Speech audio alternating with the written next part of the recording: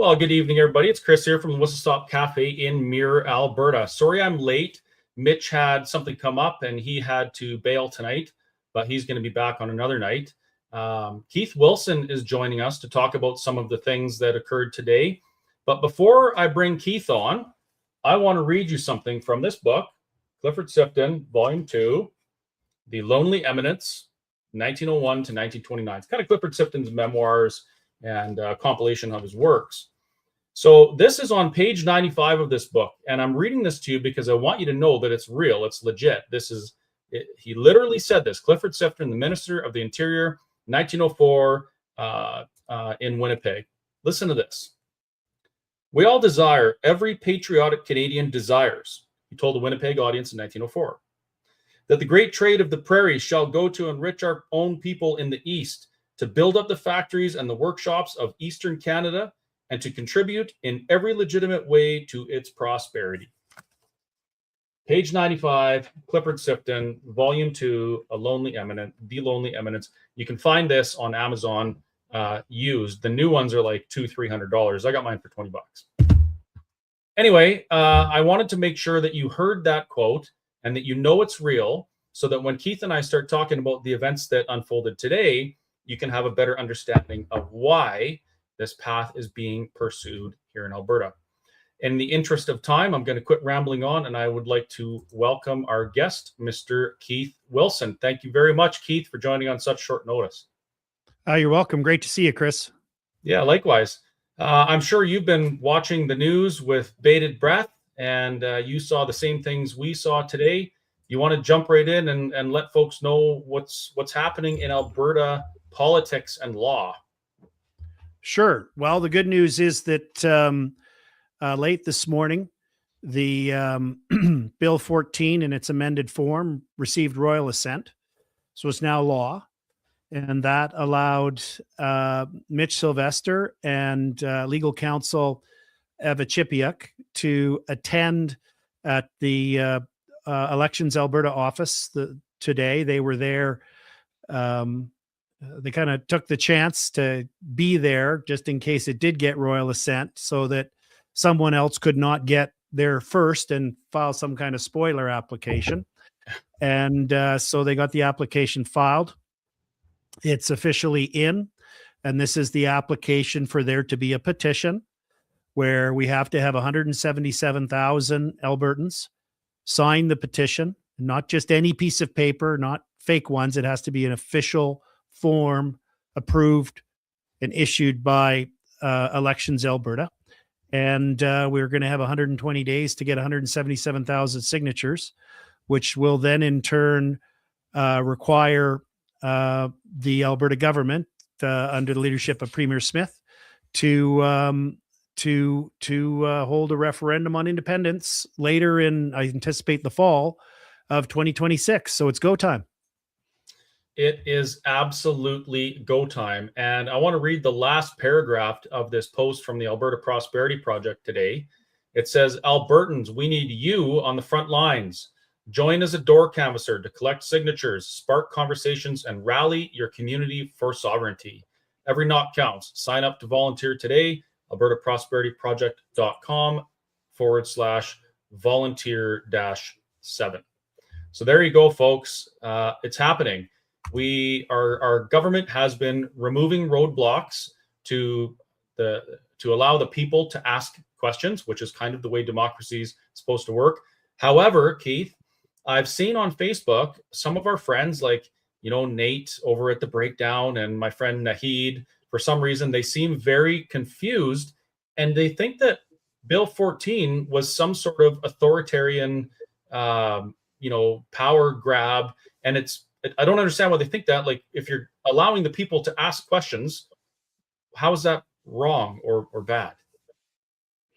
Well, I think one of the things that those on the left have learned, particularly since COVID, is that if they say something and they say it over again, it doesn't matter whether it's true. It doesn't matter whether it has a basis in fact or law. Legacy media will repeat it and it'll take on a truism. So let's deal with some basic facts. In my graduate degree in political science, And then in my law degree, I was taught in both of those learning experiences about the concept that we have in a modern parliamentary democracy in the Westminster model of parliamentary supremacy. And it means supremacy of the legislature. So what that means is that any sitting legislature, whether it's the House of Commons or whether it's a provincial legislature, can make laws, can amend laws, and can repeal laws, and can even do things retroactively. These are well-established principles. So under our system of government, we have the people we elect democratically to be the lawmakers, and then we have other people who have other functions, such as the courts, to interpret and apply the law. So what happened with Bill 14 is that it became obvious to all of us that something was wrong with the citizen petition process, where we were faced with facts where Thomas Lukasik files his question about staying or leaving in Canada, and it goes smoothly, right? Everything just goes smooth as it could be. And then the Alberta Prosperity files a formal question to trigger a referendum on independence. And what happens? The chief electoral officer refers it to the courts. And then into this existential abstract analysis of hypotheticals. So what happened was the Alberta government obviously saw this happening and went, wait a minute, this was never our legislative intention. It was never our legislative intention for citizens. It's not what we asked for. Yeah, it was not what they wanted the policy to be. They wanted it to be democratic, grassroots. If citizens wanted to bring forward a petition on an issue, they should be able to do so, and they shouldn't be subject to whimsical interference by bureaucrats or courts. And when they saw that this was happening, you may or may not recall that in late August, when the original application was filed, the first thing that happened was the chief electoral officer said he was referring it to the court, and the Minister of Justice issued a public letter to the chief electoral officer saying, "What are you doing? That was never our intention." And the Premier came out and made equally clear comments. So, hey, can you hear this background noise? My dog is really trying to get on camera. Are you just hearing me? No, I can't hear it. No, okay. You might hear mine soon, though. Hang on. So you talk for a minute. I'm going to get this hyperactive dog away from me because he's distracting me. And then I will be right back. Just give me 1 second here. And then... Okay, I think Keith is muted and he's going to deal with his... Just throw me backstage for a second. Okay. Keith's going to go deal with his dog. I want to point something out. The Alberta government just gave everybody what they want. Everyone. The Alberta Prosperity Project has been saying for quite a while, hey, this Citizen Initiative Act the bar is way too high. It looks like it was never meant to be successful. And we want to be able to have a referendum. We want the people to be able to trigger a referendum by a petition, right? So the Alberta government, they've been removing roadblocks so that the people can ask questions and actually get it done. So Thomas Lukasik, he goes and he does a petition and the question is, he wants a referendum on the question of Alberta staying in Canada or leaving. And even his question may have been difficult. So I think what the government did is they said, seeing how we have both parties seem to want to put a question to the people, we're going to remove. I think we actually have, we've got to give Tom some credit for helping show the government that the people of Alberta want to ask the question. Thank you. Sorry for that interruption. I think my dog's trying to get famous, and he is really cute. But so let me just pause for a minute. I had one of the things that puzzled me early in my legal career, particularly because I'd worked in a fairly senior office in government for a number of years before I became a lawyer, was why people spend a lot of money on lawyers going to court, arguing over the interpretation of a statute or a regulation. And why I was puzzled by this, I'm like, well, the people who made the statute and the regulation are still alive, Yeah. right? And they're easy to find. They are always in the capital city, and they don't disguise themselves. They have these really fancy buildings with a big dome usually and statues. Like, they're really easy to find. You can't miss it. So why not go talk to them and say, hey, I think the intention of your legislation is messed up. I think you need to fix it, right? So I would actually do that on my cases. I would tell my client, I think there's a goof up here. I don't think this was the policy intention, or the world or technology had evolved. Go talk to your elected representatives, talk to the minister responsible and say, hey, can you fix this? And then take some time and the government look at it, go, yeah, that is not what we wanted. So we're going to amend the law, right? Like, that's why legislatures, more often than not, in each legislative session, they don't make brand new laws. They're amending existing laws because they realize they have problems and they're not being implemented the way they thought they wanted to be, or the needs of the industry or the community or the society or the institution have changed. So this idea of the opposition parties of like hair on fire and, oh my God, they've amended the act. Yes. Yeah. To clarify the legislative intention.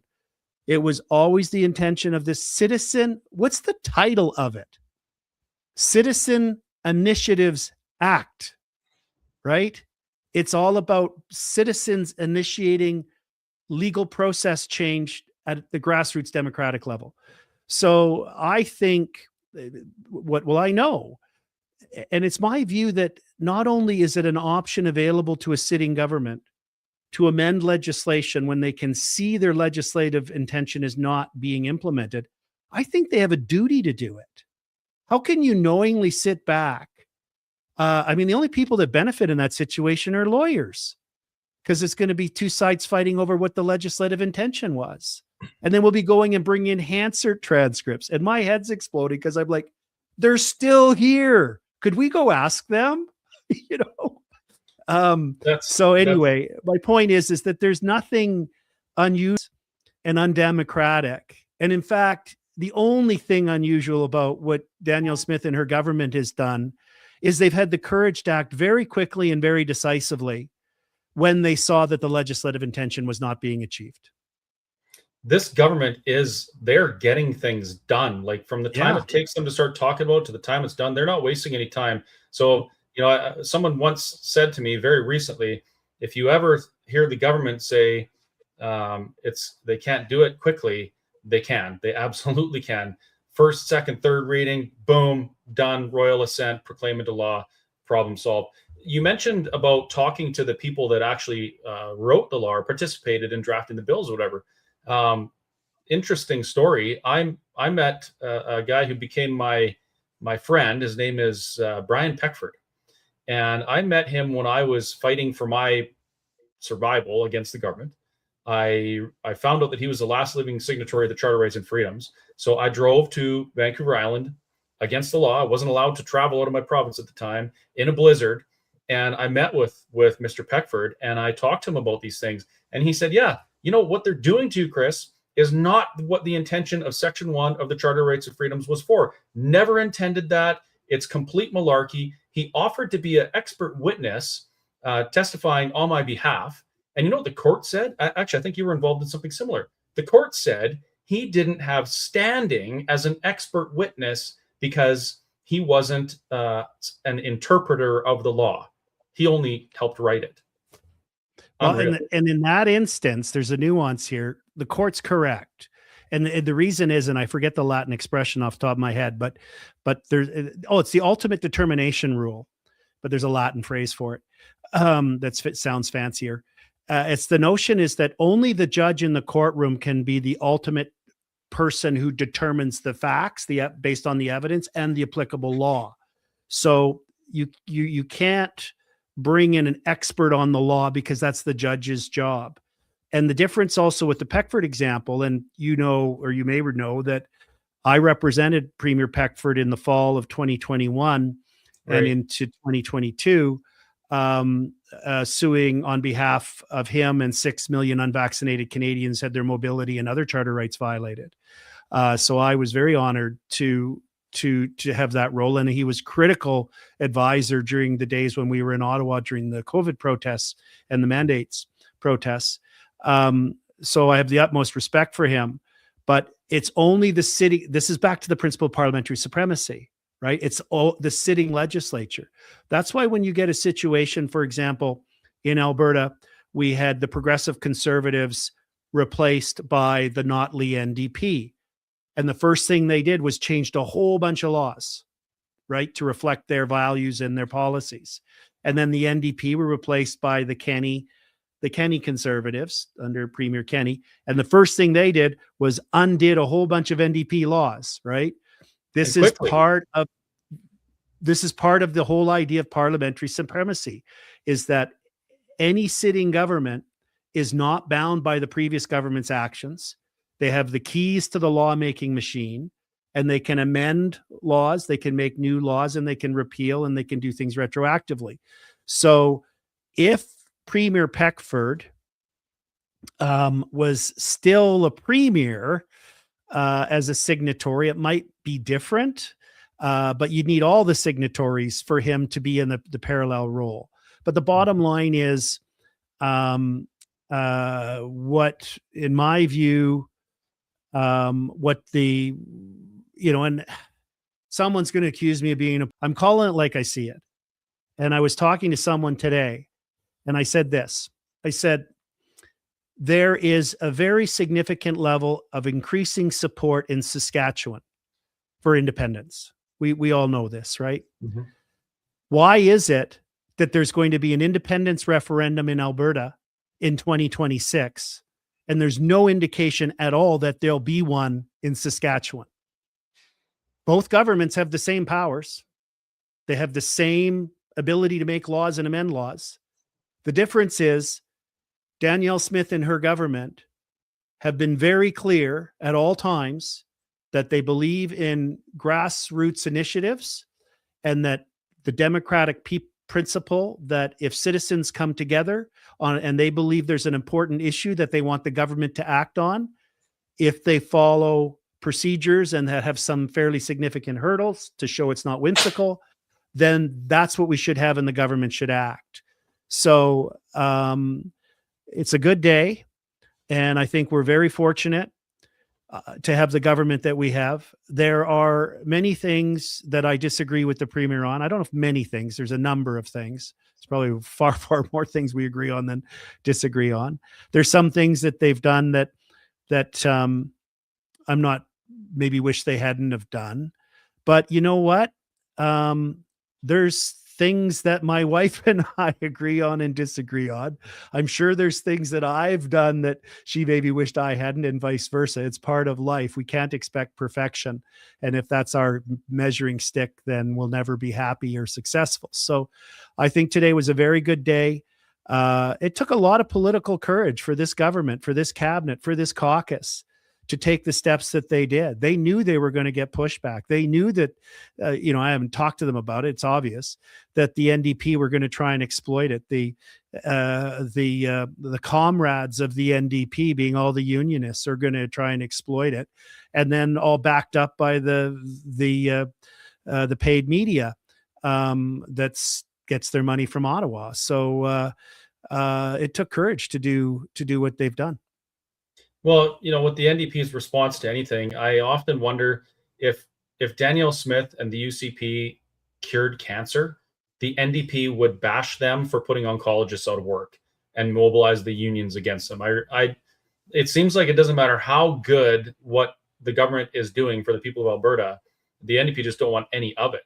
And it's almost, to me, it's almost like a bit of a joke watching them debate in the legislature, because you would think that, well, I guess that it's in the name, the official opposition, His Majesty's official opposition, right? So I guess they have to oppose everything. But yeah, it is pretty wild. Speaking of opposition, somewhere along the line, somebody started a campaign called Campaign Total Recall. And now we have 20 UCP MLAs, actually, I think 2 NDP as well, maybe, who are facing a recall under the Recall Act. What's your take on that? It seems like it's a little bit of almost a waste of time to me. Well, I mean, it'll be a test. It'll be a test of the organizational capability of the unions who are behind it, and the NDP supporters. I don't think they'll be successful. I don't think they'll get the numbers that they need. And if they were to get the numbers, which I don't think they will, and obviously the government's not worried about it, else they would have amended the law, right? Then it triggers an election in that riding. So it doesn't mean the MLA's necessarily out. Doesn't mean that if it's a UCP seat, doesn't mean it automatically becomes an NDP seat. It's just one step in the journey. Just like with us, with what the Alberta Prosperity Project's doing, the citizen initiative is one step in the journey. You know, the next step after that is the referendum. And then the step after that is if it's successful, and I think it can be and will be, the negotiation with the federal government and the provinces and Washington, D.C. That's something I like to point out at APP meetings. So there's a lot of people that have an idea that we have a referendum and boom, we become independent and we have to do all these things. Well, that's not exactly how it works. The Clarity Act, it specifically says a successful referendum results in negotiation between the other provinces, the province and the federal government and the other provinces, which may result in secession. That's the wording as far as I'm aware. So that means there's the negotiation period, and I don't know how long that could take. I do know that the speed of the courts and government isn't always the fastest. But then, like you say, after that, if the negotiations fail, then there's another part. There's a Declaration of Independence. And then there's another part. There's a constitutional convention. And then another part, electing a government. So it's a series of steps that have to be done in order. And it's not a quick thing. So a lot of the things that I think people are asking about can be start being dealt with at specific times along the way. Is that kind of what we're looking at? Yeah, I think the negotiations, though, will go more quickly. They have the opportunity and the prospect of going very quickly because the Supreme Court of Canada, in the reference decision, paragraphs 154 and 155, envisions a scenario where the other parties, the federal government and some of the other provinces and First Nations, don't enter into good faith negotiations for the province to leave and become an independent country. And so the Supreme Court of Canada said in the 1998 reference decision in paragraph 155 that this does not preclude a unilateral international recognition of independence. So what am I talking about when I say unilateral international recognition of independence? Mark Carney, in what I believe was a spectacular demonstration of his lack of political acumen, announced a few months ago now that before the Israel Hamas ceasefire, that the government of Canada was unilaterally recognizing Palestine as an independent country. I remember. Right. So there's a precedent and an example, and other countries did it as well, the UK, France, and so on. So if negotiations aren't going well, in the sense that the other parties aren't entering into good faith negotiations, there's nothing to prevent other countries, particularly really important ones to us and important ones in the world, say, for example, our largest neighbor, the largest economy in the world, the United States. There's nothing to prevent. And in fact, the Supreme Court of Canada seemed to envision the prospect of it, that the United States could recognize unilaterally the independent Alberta as an independent country in the same way that the Carney government did so for Palestine. What's interesting about Palestine is it doesn't even have a defined border. We know where the borders of Alberta are. Yeah, and you know, if Canada follows its pattern from recent history, they really should be the first ones to acknowledge an independent Alberta, because at the core of Canadian democracy, they believe in democracy and they believe in the will of the people. They were the first. We were the first. I think we were the first or second sovereign nation to recognize Kosovo when they declared independence, and they did it unilaterally. So, along that pattern, they should just say, okay, well, if you guys want to be independent, then we recognize you as a democratic nation. One of the other things I was thinking we should talk about, it came out today. There was some kind of news conference, and I've only read in a little bit on it, but I got the gist of it. I think it was the Treaty 8 First Nations and some others held some press conference and protesting the MOU between Alberta and Ottawa, and making some very inflammatory statements and threats that. Sorry, who was protesting it? I missed. The chiefs of the Treaty 8 nations held a press conference today. And there was some news coverage of it, and you can see clips of their actual statements from the podium. And they were saying things like, you can't do this. By this, they're not just talking about a pipeline through BC. They're talking about a pipeline in Alberta. They're talking about expanding production of the oil sands and other resource projects and economic activities. And it's like, okay, come on, you guys. Could you please read the treaty? This is getting a little tiring. Yeah. It's a deal. And the deal was, and it's right on the front page, you've seen it, it's in clearest of language. Cede, forever, give up, surrender, right? The land. And it wasn't a taking, it was an exchange. You give up your rights to all of this territory, and you give it up to the king, the crown. And in return, we will give you all of these different things.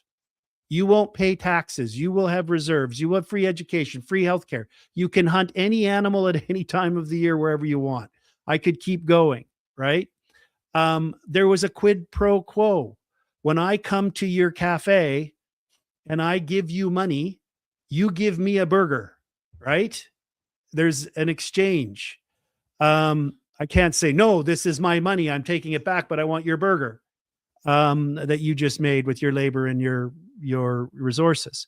So when it's treaty land, that means it's no longer the First Nations land. That's what the treaty was all about. Okay? So I don't know where this is all coming in, and no one calls them out on it. No reporter says, well, excuse me, so Chief so-and-so, you do realize that the treaty says on the first page, and they're not long, right? I think you've covered them in some of your shows, says that you forever gave up these lands and they're now crown lands. Why are you saying they're your lands, right? Like, help me understand how you square this circle. So the rhetoric we're getting from some of the First Nations is somewhat remarkable, because it doesn't align with the legal reality. It is absolutely true that, and it's not the case that when a government announces an intention to have the resources of the province developed to create wealth and jobs and prosperity and revenue for services and infrastructure, that means before any proponent can come forward, that there has to be a consultation with the First Nation. That's not what the law is, and it's never been that. The law says that when a specific project is proposed, so Keith and Chris we want to do a forestry project, north of Slave Lake, and it happens to be in the traditional territory of one of the First Nations, and it could affect their hunting and trapping and other traditional activities. We have a duty as the company that's proposing that forestry project to find out who we might be impacting, consult with them, and get their input on it. They don't have a veto. We just have to consult with them and find ways to mitigate impacts if there are going to be impacts, and know what those impacts are. And then it's the government's duty at law to make sure that Chris and Keith's logging company did that consultation and it was adequate. That's it. That's where it begins and ends. So this morphing that's occurred on almost hyperspeed in the last year with events in British Columbia, although they have some very different foundational facts and law than us, fortunately, in a negative way for them, is that the First Nations do not have a veto. When it comes to a veto on a referendum, they don't have a veto when it comes to independence, and they don't have a veto on natural resource projects.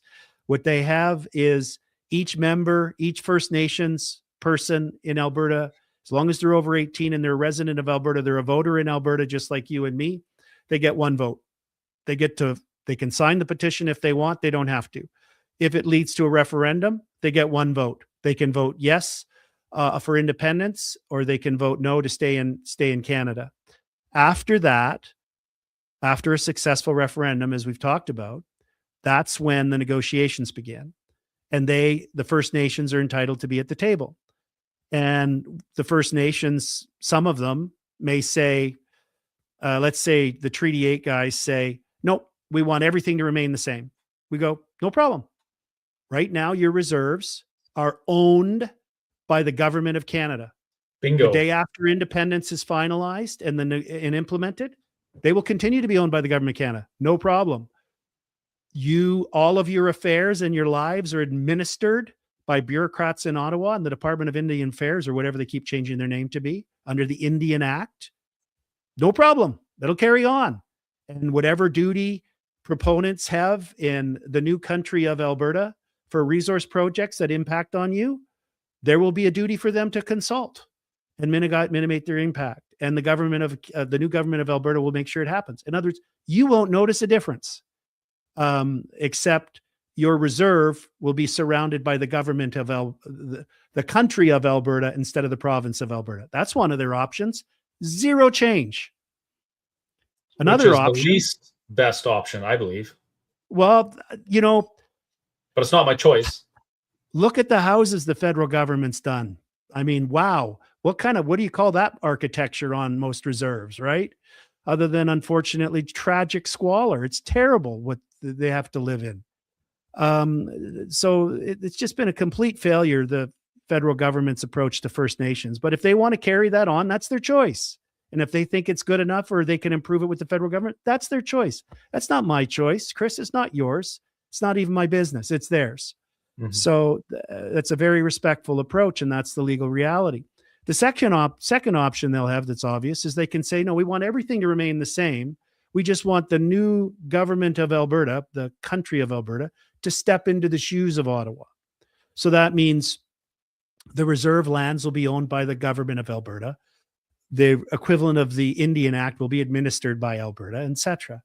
Or what they might say is, like some First Nations have done in other parts of the country is say, you know what? Why don't we sit down and negotiate a new deal? Yes. These treaties were negotiated in the late 1800s. Let's sit down and negotiate a new 2026 or new 2027 treaty and modernize the whole thing and change the way our relationships are. But they get to decide. We can't tell them. And this is the whole thing. That's where I don't get this hair on fire reaction from the First Nations is they get one vote in the referendum, just like everybody else. If the referendum's successful, and I think it will be, then they get a seat at the table. And if they say, we don't want anything to change, we say, no problem. Super easy, done deal. And then from there, they can say, well, you know what? Actually, we might want some changes. How about this? And then we can say, sure. Or yeah, we'll agree to that, but you got to then agree to this. We have an honest negotiation like you would in any other mature setting. We really need some changes. I mean, the statistics on First Nations in this country they're heartbreaking, to say the least. But it occurs to me that when these chiefs do the things they're doing right now, like say, things like the answer will always be no. The answer is no, and it will always be no. Well, that's bad faith negotiation for starters. Second, those treaties also say that these lands, the traditional lands, can be used for hunting, fishing, trapping, resource gathering, those types of things to sustain their lives. But it also specifies that in case of a settlement or development, they're not to interfere. It specifically says that. And so when I hear chiefs saying, respect the treaties, these are our sacred treaties, I'm like, dude, you're literally ignoring parts of the treaties that you don't like and telling us to respect the other ones. And you mentioned, Keith, that they don't own the reserves. Why in the world would a group of people want to limit their existence to a piece of land that they don't own, that they'll never own, that they don't have any, they really don't have any, they've got custodial ownership over it. That's it. Why wouldn't they want to, if I was, my opinion, they say, okay, Alberta government, you're going to take over these reserves. I'd say, okay, well, they're yours now. This is your land. We'll give it to them. You know what? Why would you want to stay in that perpetual state? I mean, it's 2025. We don't put people on reserves. We put animals on reserves. We bring people into society with us. So the whole idea that we had to segregate a portion of our society onto specific chunks of land is absolutely ludicrous. And it's not like it was back in the day. Back in the day, they wanted to make sure they had a spot, they could stay, and they could flourish and stuff like that. They were worried about being, pushed off land, and so maybe it was necessary, but it sure as heck isn't now. And I really hope that enough First Nations people come with us that we can fix these things. Yeah, I agree. I hope the rhetoric gets turned down, and everybody has a fresh-eyed look at the situation, what's really being proposed, the legal reality and standing of the parties, and the options, the remarkable optimistic options available for the future in terms of relations and opportunities for Albertans and all of the members of the First Nations, and the benefits that they could derive from a reformed relationship. So that's one. The other thing I wanted to mention is Tomac Lukasic and his petition. It was remarkable because I've posted, and others have on Twitter and other social media, on X, his actual referendum application, the one he signed with the stamp on it, right? Yeah. And he submitted an application for a petition for a referendum on Alberta staying in Canada. Yeah. And then after he launched his campaign, he switched his messaging and he started saying, I think a referendum is a really bad idea. There should be no referendum vote in Alberta about staying or leaving from Canada. So sign my petition to stop a referendum from occurring. That's so a people lie. thought, well, it's not accurate. That's for sure. I don't want to imply what his mental intentions were, but it's not accurate. And so many people signed that thinking they were signing to prevent any referendum from occurring. And so remarkably what he did, and that's why so many of us, when he announced he had the signatures, we were like, well, thanks, Thomas. Mm-hmm. You've just compelled the Alberta government to hold a referendum on whether Alberta should stay or leave Canada. And if the question is framed, should Alberta stay in Canada? Well, the no is it should leave. It should be independent. Yes. So it's the corollary. And the other thing that I want to clarify is it's weird, a weird nuance here. When you file your application, like Lukasic did, and APP did again today, you put what you think the question of the referendum will be. Okay. And that's and it's very carefully drafted. There was a number of us lawyers that worked on the wording to make it as legally tight as possible for the APP question. So we're going to get the signatures. Then it's going to be validated. I mean, we all got to work hard to make sure we get the signatures, but I'm confident that will happen. And then it goes, once it's validated by Elections Alberta, by the chief electoral officer, it then goes to the Alberta government. And then they apply the Referendum Act, the Alberta Referendum Act, and the Federal Clarity Act, which is a byproduct of the 1998 Supreme Court of Canada decision on succession. And the Alberta government then says, okay, this was the question that was put out for the petition. The Alberta government then rewrites the question, even for Lukaszuk. They decide what the referendum specific wording will be. And they have some obligation to make sure it's legally Clarity Act compliant. So the actual question that goes on the referendum ballot in the fall of next year, when I expect the referendum to occur in October of 2026, it might be slightly different than the question that APP put out. And that's how the process works. That's normal, okay? And proper and makes sense, because they have to adjust it to make sure it's constitutionally compliant in their view. So those are some of the things that might come. But, I've tried to find clips where Lukaszuk talks about why Alberta should stay in Canada and why my kids will have a better, more prosperous, best life by staying in Canada versus being in an independent Alberta. And I really keep coming up dry on that. So I don't know if you noticed. I thought, hey, I'm going to keep an open mind. If someone can convince me that my kids will actually have a better future in staying in Canada, then I want to know that. I want to know that before I vote in the referendum. So I made a public call out to Lukaszuk and I said, let's have a professional, respectful debate.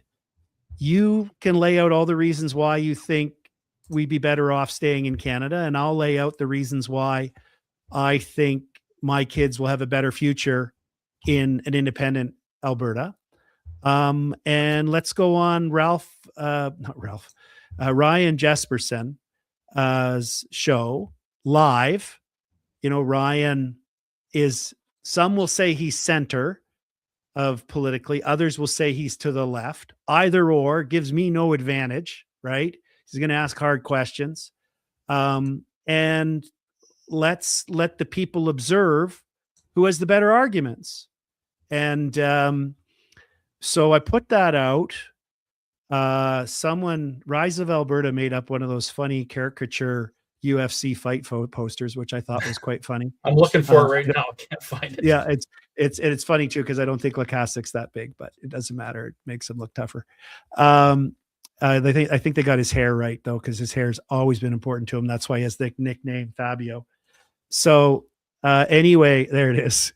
Yeah, he's definitely not that big, but it's okay. Makes it look like a fair fight. So then a few hours later, Ryan Jesperson with his Real Talk program podcast jumped in and said, I'm in. So we're now waiting to hear from Thomas Lukaszuk as to whether he would like to go on to a live podcast in a friendly, safe environment moderated by Ryan Jesperson, so he can explain to all of us why it's better for us to stay in Canada, and I can point out the reasons why I think it's better for us to be independent. And Ryan's good. He's had Naheed Nenshi on his podcast. He's had Mark Carney on there. Like he's pretty tries to be fairly neutral and listen to everybody. But on the topic of Mark Carney, I think Lukaszuk is meeting with Mark Carney to get his wrist slapped for getting the referendum on the table or something. It seems no, it's better than that. It's better than that. He is meeting, based on the reports that I've read, this is his second tour to Ottawa this week. He was there last week as well, is to help provide insight to senior Ottawa officials and politicians and senators and MPs and cabinet ministers on what's going on in Alberta. And interesting choice to talk about that. What's that? It's an interesting choice of a person for them to summon to ask those questions. Well, it's certainly helpful for us in the independence movement. Yeah. So yeah, I'll just leave it at that. I don't want to be impolite. It's just beneficial for us that he's the guy they're relying on to provide some wisdom and guidance. So, yeah, well, things are certainly about to get interesting. The Alberta Prosperity Project is likely going to start their petition drive, petition campaign, kind of around the mid-January. We're going to rocket to our 177,000 signatures. We're going to surpass it. I think we're ramping up to, I think Mitch Sylvestre said he wants to do 3 Alberta Prosperity Project events per day, like 3 events, one in each area of the province with our list of speakers, and just educate, because that's what the Alberta Prosperity Project is. We're an educational society, and our goal is to educate Albertans as to the merits and benefits of Alberta independence. And on that, because of that, I would be more than happy to help facilitate a debate between you and Thomas Lukaszuk. I mean, that is absolutely fantastic. And in a country or a democracy in which speaking, like it's literally the House of Parliament, like the house to speak in, why would he not want to speak to you? Why would he not want to have the conversation? We have to have these conversations because there's going to be a referendum. And if he wants to really pitch his side and his view, then he better start backing it up with some winning some debates. But at this point, well, there's only one logical explanation as to why he doesn't want to debate me. And the answer is because he wants to keep all the good reasons to stay in Canada secret. Yes, of course. I'm joking, obviously. But on the petition signing, I can't emphasize this enough. If normally you're doing a petition drive for cancer or trying to get support for a new skating rink in your community or something, anybody can print off the petition form and anybody can make up a form. That's not the case with this stuff. It has to be an official form. And not only that, we have a new phenomena now. This is 2025, and we're going to be going into 2026. And a lot of people in the younger generation never have really learned how to print or write. Have you seen how a 20-year-old or a 25-year-old writes? Most of them? Yeah. It's incomprehensible. So if you want to keep secrets, write in cursive. What's that? If you want to keep secrets, write in cursive. Yeah. Oh, yeah. They don't even know what it is. So we're going to need to make sure we do things like have somebody on the canvassing team that has really good penmanship. And when you want to sign, they just say, no, it's okay, Chris. Just give me your driver's license. I will fill your name, your address, the information in, and then hand the pen to you to sign rather than handing you the clipboard. Because if there's one letter in there that the reviewers at the Chief Elections Alberta can't read, that vote's disqualified. Yeah. That signature that happened with Tom's petition. There's 465,000 signatures collected and only 405,000 made it past the vetting process. Right. So those are types of some of the disciplines we're going to need to put in process. And there's a verification process that needs to occur to ensure that the person's a proper legally valid signer, that they are qualify as a voter of Alberta, over 18, residency, things like that. So we're going to have to use meticulous care in the filling out of these petition sheets so that as many of the signatures we get are actually validated in the end. And we're not cavalier about it and get overexcited and rush to get as many numbers without getting the numbers correctly. Yeah, and on that topic, throughout this whole campaign, we have to be very diligent. When we share information, we got to make sure we know what we're talking about. You can find a ton of information on the Alberta Prosperity Project website. Keith, I think you've been doing a podcast on these subjects. You've done a few now, talking about different parts of Alberta independence or how we get there. I've been writing. I blog from time to time. You can find that on my website, folks. You know where that is. But the key is arm yourself with I shouldn't say that. Whatever. Arm yourself with the knowledge you need to have these conversations so that you can equip That's a better word. That's going to get clipped into a TikTok for sure. Equip yourself with the information you need to have these conversations. And also be diligent in how you're talking to people. I have a very tough time, a lot of the time, being patient and gracious to people who have opposing views to me. I find myself having to check my emotions frequently, lest I, have a little bit of an outburst and use a name that they wouldn't use in court or something like that. But we got to be really careful. And this is a very, very serious and probably the most important thing we're going to do, likely in our lifetimes. I mean, aside from our family things, having children, teaching them those things, this is the most important thing. We've got to put some effort One in. of the messages people are going to start to see promoted on social media in the coming days and leading up to Christmas is that one of the things that's unique about the Christmas holidays is that we get forced out of our echo chambers and our bubbles.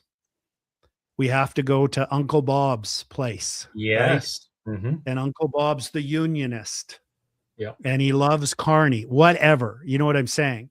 So this is a great opportunity for those who have already decided with clarity in their mind that Alberta is far better off independent, that we can free ourselves from these ideological extremists in Ottawa that are holding us back and indebting our children, grandchildren, and great-grandchildren with their reckless debts and spending and two-tier justice system and all of these other things, out of control immigration that we can see are spiraling the country into a dark place. It creates an opportunity to learn and listen to what those people outside our bubbles and our echo chambers think, and also to have some awkward conversations.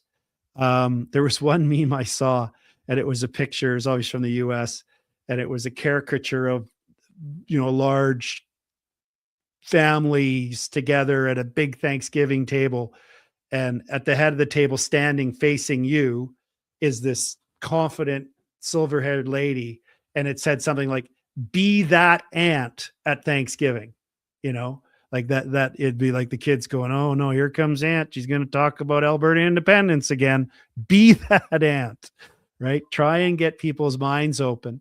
Use it as an opportunity to cross over. Because as we know, Chris, we joke about the third. There's the third who are going to vote for independence, even if you kidnap their dog. There's the third that will never vote for independence, even if you gave them a brand new electric vehicle and $100,000 cash. And then there's the middle third that are unengaged, just living their lives. And they need to understand that if they vote for independence, when they look at their paycheck, their stub, their electronic notification of their deposit, and they look at how much money they worked for and how much money they got, tell them you get to keep it all, because Alberta will be positioned like other countries in the world that have less resources than us, Saudi Arabia and others, to provide that level of benefit to our people. So focus on getting this is all going to be won or lost by that middle third. Getting the people who are already committed to say, yeah, let's go. That's okay. That's not bad, but that does not get us over the finish line. No way. We got to get the middle third that aren't engaged, that haven't decided, and aren't even thinking about this stuff, to understand the tremendous benefits that will accrue to them, their children, their community, their neighbors, their friends, through an independent Alberta. Yeah, and those things are very exciting to me. I've had jobs where I made lawyer money, Keith, and I've had jobs where I hardly made any money. Then I bought a restaurant, so you can imagine what that's like. So the prospect of the financial gain or financial freeing is really what it is super exciting.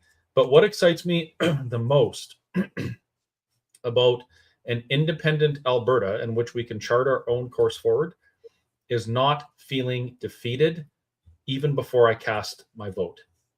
That's the major problem I have right now, is that as an Albertan, as a Western Canadian, I have no confidence that my input in any federal election will make any significant difference to my future or my children's.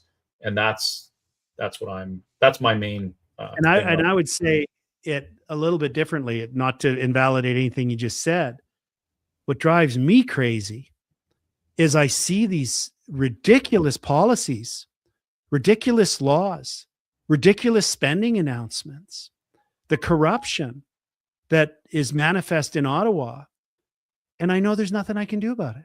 Exactly. It won't matter who I vote for. Exactly. I remember I was interviewed a couple of times well, after the federal election. Carney became prime minister, and was on, I think, Rebel News, and they said, well, Pierre Poilievre is going to, eat him up in question period. And I said, so? And then what?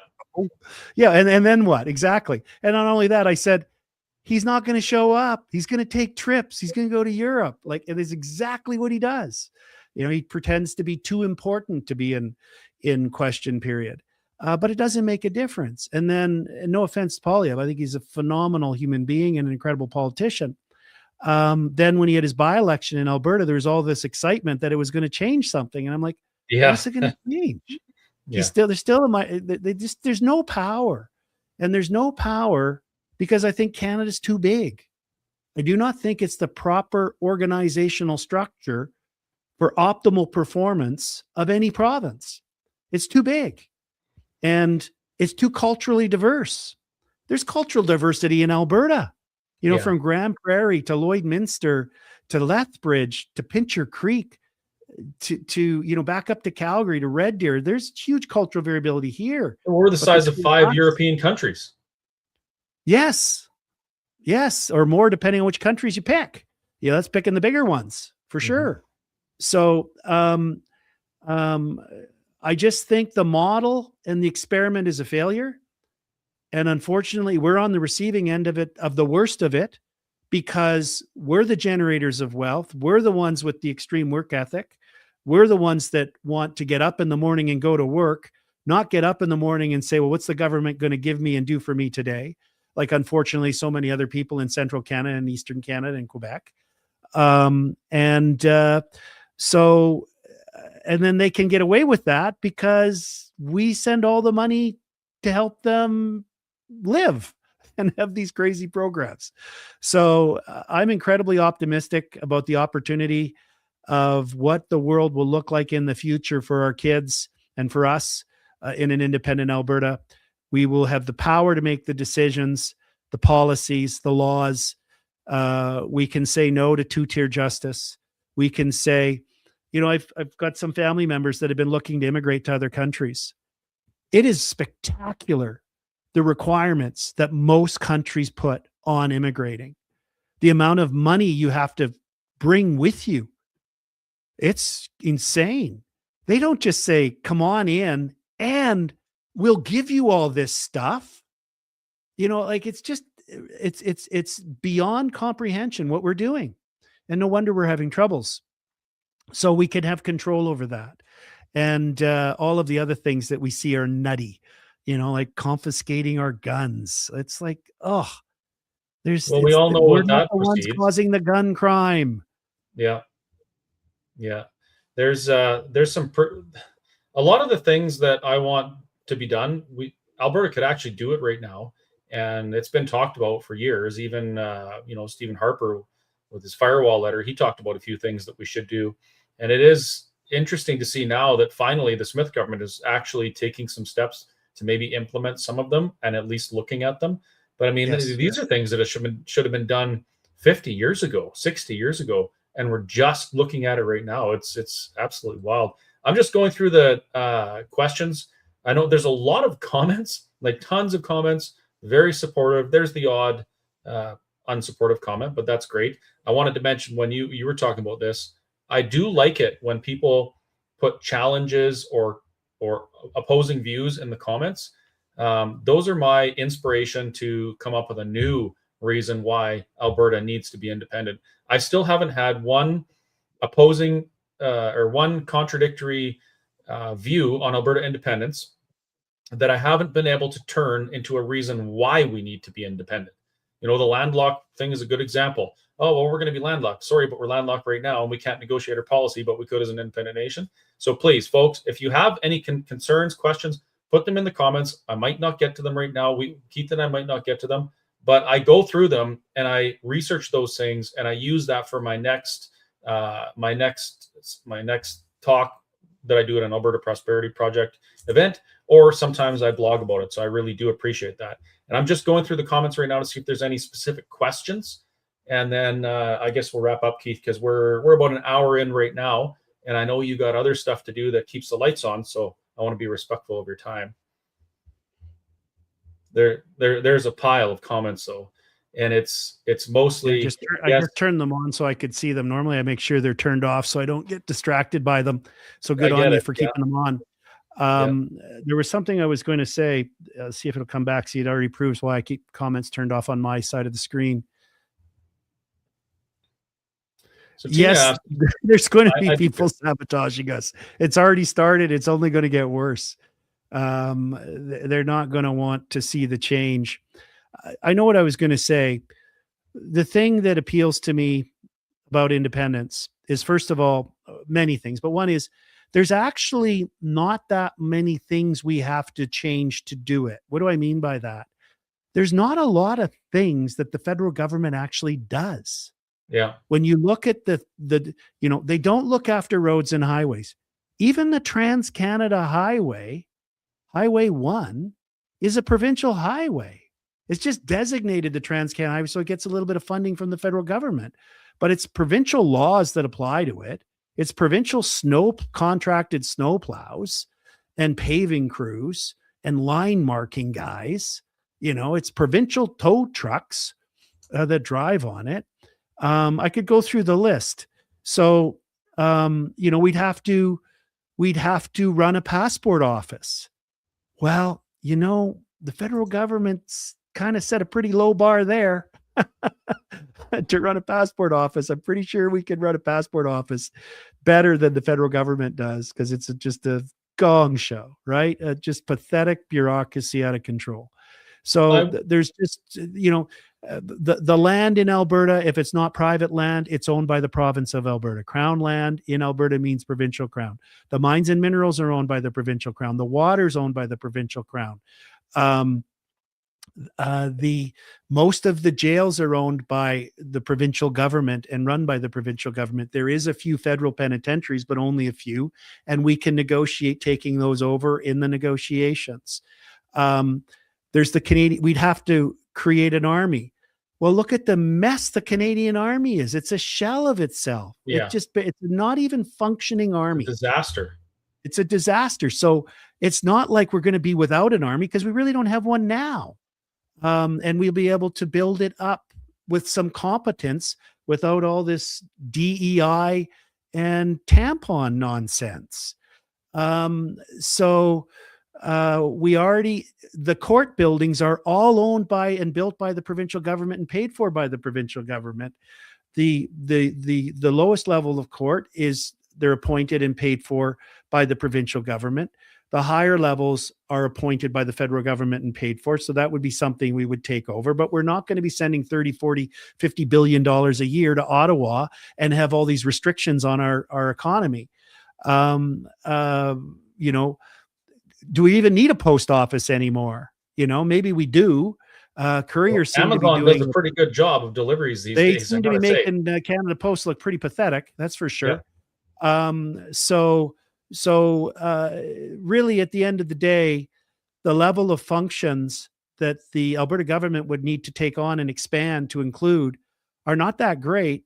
And it's not like we're going to go, oh my God, how do we do this? Right? A lot of the people who work in the federal government who administer these types of services to Albertans are in the government building in your regional center or working at the Jasper Avenue big Canada Place building. Yeah. And we could negotiate the acquisition of that building. And if we need people to run our passport office, initially we could offer all them jobs in the Alberta passport office, right? Because they already know what they're doing, mostly. Yeah. I mean, you're just going to change, instead of getting a paycheck from the federal government, they're going to get a paycheck from the Alberta government. Same with the police, if we still have the RCMP at that point. And we know we're already transitioning away from that anyway, because as Premier Smith has pointed out at the next panels, the federal government's already announced they want to get the RCMP out of community policing. Yep. So we got to replace them anyway. It's a good thing we've been preparing for that. Yeah. So there's, it'd actually require very remarkably little. I mean, it's serious work and it's important work, and there will be challenges, but it's not really that daunting because the federal government does play such a limited role. How many hospital beds does the federal government administer? Zero. How many hospitals in Alberta are federal government hospitals? Zero. How many universities are federal government universities? None. How many school buildings? None. Right? So it is surprising to me the number of people who aren't involved and pay attention to politics. They have no clue. You could literally go on the street and say, is the University of Alberta a federal government institution or in Alberta? And they would have no idea. A lot of people don't even know the difference between the federal and the provincial government. I thought for the first 35 years of my life that the federal government was like supreme above everything else, and we had to listen to them. It was only in the last 5 years that I even learned what a CA is, and that's pretty pathetic. I'm hoping in an independent Alberta that we have civics as mandatory education through K to 12. I'm going to rapid fire some questions, Keith, because there are a few popped up after we mentioned questions. Kerry asks, who would be delegated for negotiations, Chris, if we are successful? My opinion, I know some really good litigation lawyers, and I think that they would do a fantastic job negotiating. Keith?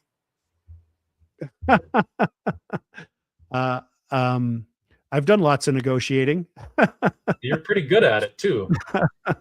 Yeah, my clients tell me that. Yeah. So is that kind of the idea that we would have a delegation of people with intimate knowledge of the workings of Alberta, send them to Ottawa and negotiate on our behalf? Well, the first thing I would do is I would require them to come to me. There you go. Yeah. Oh, good call. Yeah. Yeah, the airplanes go both ways, don't they? We look like we're not rookies. Yeah. Good call. Beautiful. Okay. Where was it here? Mahmood had a question, and his question was, there are a number of minority communities who consider Alberta home. What is your message for them? As I know many of them feel threatened by the separatist movement promoted by the left and the NDP. They're Albertans. Albertan was initially, the First Peoples were here from a number of different First Nations. And then we entered our settlement phase, and Alberta was built by immigrants from all parts of primarily Europe, but other parts of the world. And it continues to be built by immigrants. And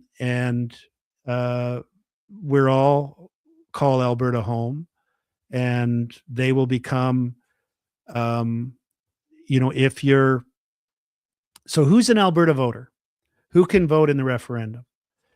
And it's a Canadian citizen who is ordinary resident in Alberta and who is over 18 years of age. So all of those people will become citizens of Alberta, and we will have an immigration policy where if somebody's here already, that they can transition to citizenship, and we will have a sensible immigration policy like Canada once had, where we can grow our population, because we will need to, because of the economic activity that's going to be occurring. But we'll do it in a sensible, intelligent way, unlike the reckless wide openness that's occurred.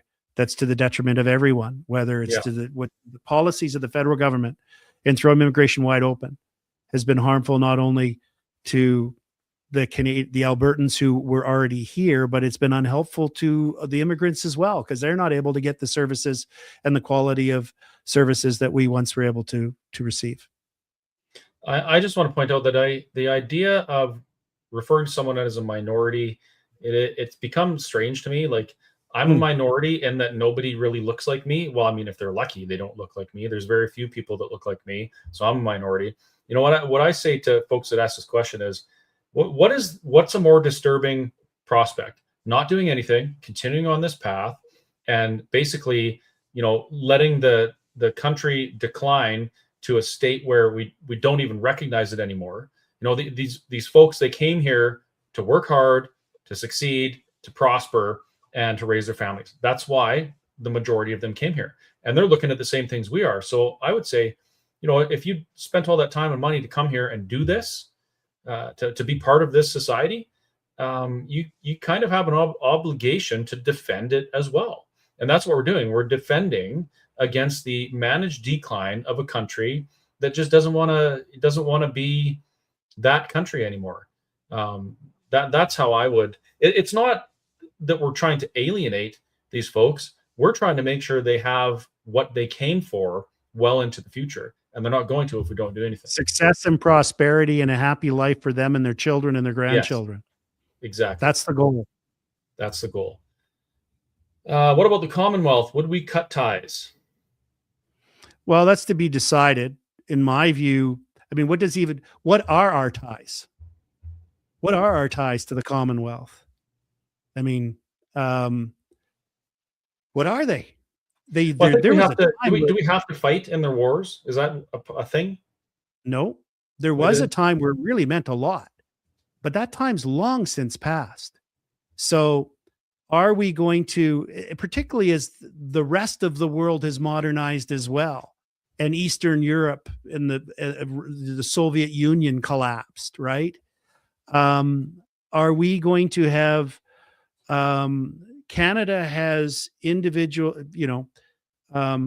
if you go through South America and Central America, each country has a different policy on immigration, visas, visitor rights, for example, and how long you can stay, all these sorts of things. Those things are all those are ordinary course decisions that countries make routinely, are easy to manage and easy to understand. So it's not like the old days where we needed to be part of the Commonwealth. So we had another country to go to and we can say, well, we're part of the Commonwealth, and wear some fancy collared thing and talk with an accent. We're not in that world anymore.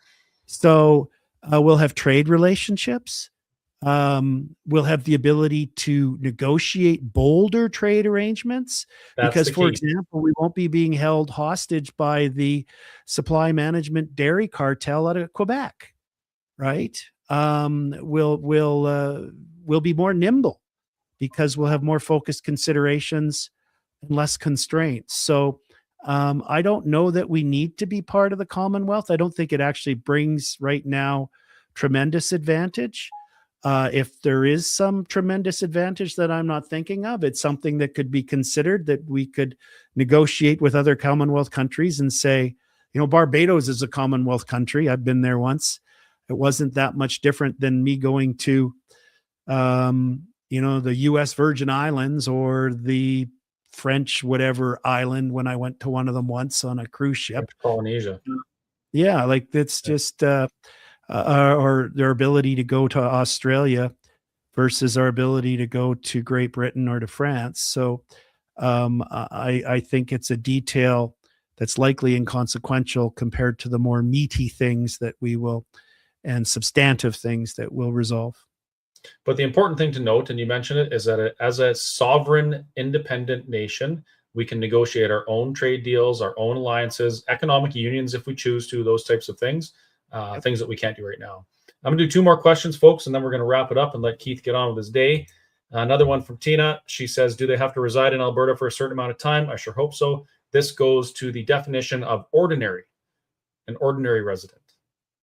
And that's the test right now. And I'll research it to see how it's been given precision. But, I remember when I was at Osgoode Hall Law School for my first year of law school in Ontario. And, if somebody said, well, where's your, what province do you reside in? I would have said Alberta, right? I was just there for law school. So that meant I could not vote in an election, in municipal election there or a provincial election. But I could vote, even though I was going to law school at Osgoode in Toronto, I could still vote in an election in Alberta if one were to occur. So the test right now for voting is, where's your ordinary residence? And it doesn't necessarily mean where you're physically situated.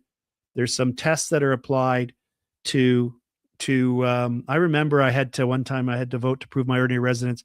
I had to bring like a telephone bill. This was before cell phones. And I had to bring a couple of other things that had my address on it. And then that satisfied them that I was an ordinary resident in that riding and I could vote. So it'll be a similar concept.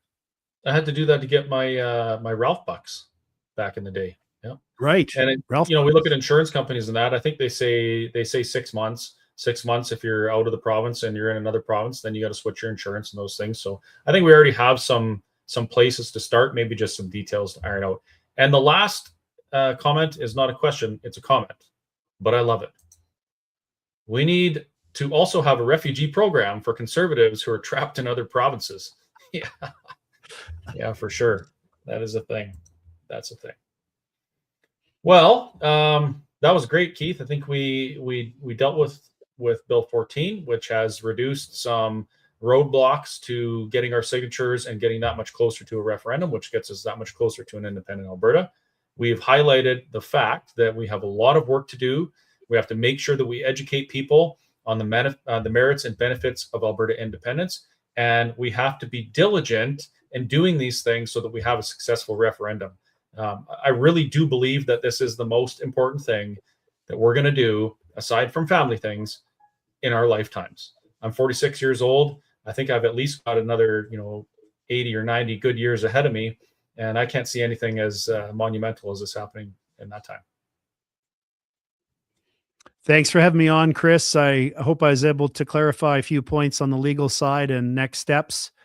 And keep on doing what you're doing. And everybody who's listening and watching, either now or on a replay, please reach out to your friends, people you meet, have those awkward discussions over Christmas and the holidays, to help others understand the importance of the opportunity that's in front of us and the dangers that lie ahead if we continue to ride this dystopian Canada that we're in today. Yeah. I'm going to leave you with this, Keith. I've never told you this before. I met you in Ottawa during the convoy. We spent a little bit of time together, in passing. I watched you defending my friends in court since then. And I saw you speak about Alberta independence. The first time I saw it, watching you talk about it actually gave me hope that someone like you who is doing the work you're doing is on board with this. That was very, very motivating for me. So I just want to say thank you for getting on board the Alberta independence movement. Those are very kind words. Thank you very much. Well, there's more where that came from. You'll have to come back again. All right. Thank you very much, Keith. Have a great night, and I'm sure we'll talk, or I'll see you soon. Excellent. Good night, everyone. Night. Well, there you go. Keith Wilson, always amazing things to say. I love bringing guys like Keith on. We've had other amazing legal scholars, Jeff Rath, Leighton Gray, we've had on. We've had doctors and surgeons and stuff on the show talking about things. People with brains much larger than mine. It's very humbling that these guys take the time to come and have these conversations with me. It helps me, and I hope it helps you. And I'm going to continue doing it. Hopefully, we can get Mitch on sooner rather than later. If you have his phone number, text him, tell him to get on the show, send him an email. Well, don't bother him too much. He's busy. He's been away from home, I think, for 5 or 6 days. He's been on the road. The guy is an absolute machine, putting tens of thousands of kilometers on his truck every month, traveling to events, speaking about Alberta independence. If you haven't yet attended an Alberta Prosperity Project event where we're speaking about Alberta independence, please do so. You have to go there and ask your questions. If you have attended an event, come back again. Come to all of them. Bring friends. If you've been to a couple APP meetings, the next one that you see in your area, find 2 people that are on the fence and bring them. Tell them that we will 100% answer their questions. If I can't answer the question that I'm presented at the time, I will find the answer and I'll make sure I do a podcast or a video or a TikTok or something talking about it. We have a very, very great team of people who are educating Albertans about Alberta independence. And if you folks support that and you support that mission, we are going to win. And the world is going to change in a very, very drastic way and in a very, very positive way. But we can only do this together. So we need your support. Thank you very much for watching. Have a great night.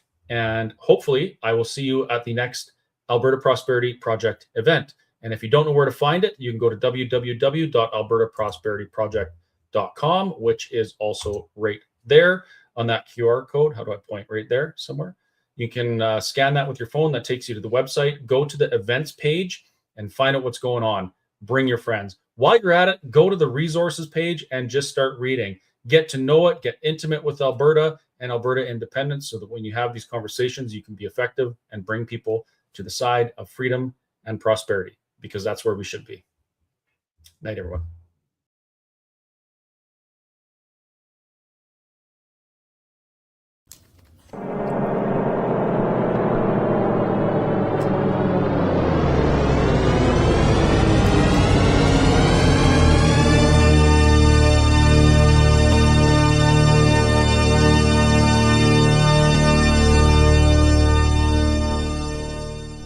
Meow. Alberta independence. That's where it's at.